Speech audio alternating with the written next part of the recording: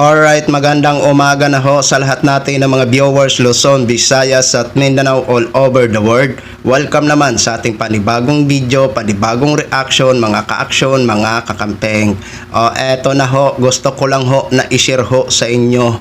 Actress na si Angie Locsin, hindi na ho nakatiis. Pumalag or may mensahe or may banat kay Robin Padilla. Tungkol ho ito sa pag-amin ni Robin Padilla na siya ay isang komunista. So alam naman ho natin sa pagtatanong ni Robin Padilla kay Attorney Lotok tungkol ho sa background ng Romanov ay doon mismo din ay inamin ni Robin Padilla na siya ay isang komunista. Ngayon, ito si Angie Locsin may mensahe nga ho or may banat doon sa pag-amin ni Senator Robin Padilla. So alam naman ho natin, no? Ako napapanood ko ito noon na may mga pelikula, teleserye na magkasama ho itong dalawa. Lalo na doon sa teleserye na Mulawin. Ayun, sinubaybayan ko talaga silang dalawa doon. So eto na nga ho mga ka-action, mga kakampeng, kasi naging viral ho ito sa social media. Hindi ho ito sabi na gawa-gawa ko ha. Ayan, legit na legit po yan. Ayan, Angie Locsin. May chick po na blow ang pangalan ng kanya, ang dulo ng kanyang pangalan. May chick ho na blow. Mayroon ho itong followers na 24 million. At ito po ay na ano na rin ng ilan sa mga mainstream media, kumbaga na i-post na rin itong naging pahayag o mensahe or banat, pare-parehas lang yan, no, ni Angie Locsin. So basahin ho natin mga ka-action, mga kakampeng. Ewan ko na lang kung ano ho ang mararamdaman nito ni Senator Robin Padilla.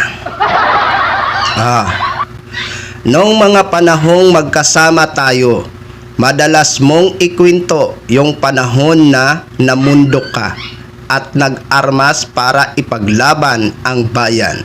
Sabi mo pa nga, dinadalaw ka ng ex mo. Sana all. Sa bundok.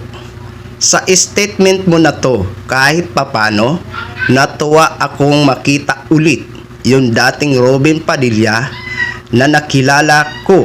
At least honest ka. Ngayon, kuya, eto na. Ang tanong ko lang, nasaan ka nung panahong niriridtag ako? Ayun, yun lang. Kahit alam mong hindi totoo, question mark. Actually, kasama mo pa nga at katsikahan yung mga nagriridtag, aloy. Naghugas kamay at pumikit sa katotohanan. Ayun.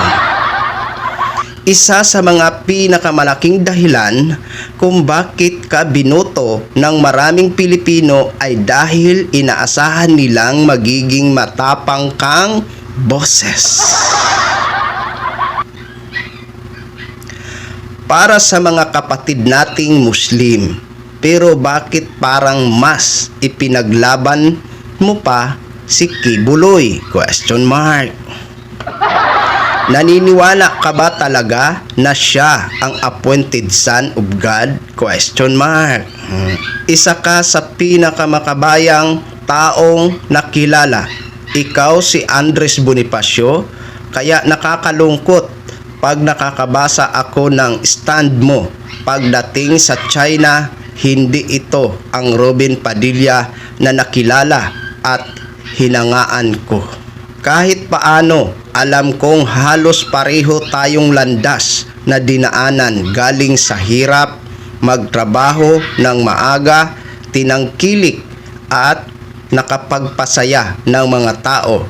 Ang utang na loob natin ay sa ating Diyos at sa lahat ng Pilipino, hindi lamang sa isang tao. Tama na kuya, gising na, hindi pa huli ang lahat. Ayun. Napakaganda ng naging mensahe ni Angie Locsin sa'yo. Robin Padilla. Tama ho, gising na, hindi pa huli ang lahat. Oo. Sana naman kahit papano, total ikaw naman ho ang umamin na mahina ka pagdating sa English. So sana naman sa iyong serbisyo maging patas ka sa mamayang Pilipino. Yung wala kang kinikilingan. Okay? Kasi nakakalungkot isipin na ang isang senador na si Robin Padilla na ibinoto ng maraming Pilipino ay siya mismong umaamin na siya ay komunista. Nakakalungkot ho isipin na siya mismo ay umamin na kahit daw siya anuhin, mag-amoy Duterte pa rin siya. Diba? Kung kayo ho ay may utang o may personal na utang na loob sa mga pamilyang yan, dapat personal nyo na yan na problema. Hindi mo na pwedeng i-broadcast. Okay? Kasi yung pagiging senador mo ay para sa bayan, para sa lahat ng mga mamamayan, hindi sa iisang tao lamang. Kasi nakakaano po yan, kumbaga sabihin na natin nakakabwiset pakinggan. Oo. Na ikaw ay pinasweldo ng taong bayan tapos sasabihin mo kahit anong mangyari, mag-amoy Duterte ka pa rin. So ano po ang papasok sa amin nun? Ibig sabihin, may kinakampihan ka, may kinikilingan ka. Di ba? Ngayon, dyan sa sinasabi o tanong ni Idol Angel Locsin, nasaan ka daw nung niriridtag siya? Yan ho, mga ka-action, mga kakamping, ang nakakalungkot, no? O, mismo kaibigan mo hindi na ho nakatiis. Oo, may mensahe sa'yo o may banat sa'yo.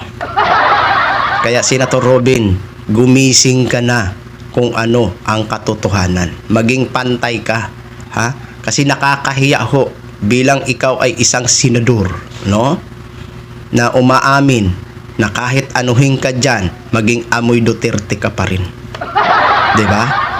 Alam naman ho natin ang ilan dyan maka Duterte, pero dinidinay ho nila yan sa harap ng kamera. Oo. Yun dapat ang ginagawa mo. Hindi yung wala kang patumpik-tumpik.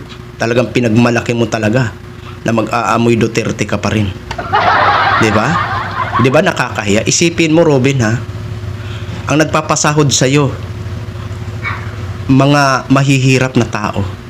Nagkandara pa magtrabaho para lang makabayad ng tax. Pero ikaw, na pinapasahod ng mga taong yan, hindi nahiya umamin na mag-aamoy Duterte pa rin? Nasaan na yung sinasabi mong tutuparin mo ang iyong sinumpaang tungkulin? Diba? Kaya tama ho ang naging mensahe na Angel Locsin sa'yo.